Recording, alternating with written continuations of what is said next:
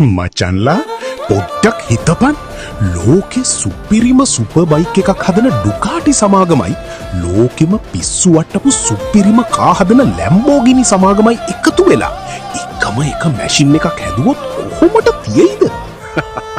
අන්න ඒ හීනයක් වගේ වෙච්ච සුපිරිම මැෂින් එක දැන් ඇත්තක් වෙලා තියෙන්නේ. මේක නිකම් බයික් එකක් නෙවෙයි.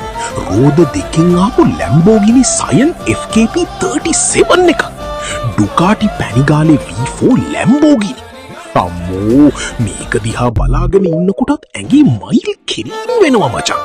අර ලැම්බෝගිනි එකේ තියෙන වර්ඩේ ගියා කියන ඒ ආවේනික කොළ පාටයි රන්වන් පාටයි මුළු බයික් එක පුරාම ගාලා තියෙනකොට එනේ ලුක් එක වචන නෑ.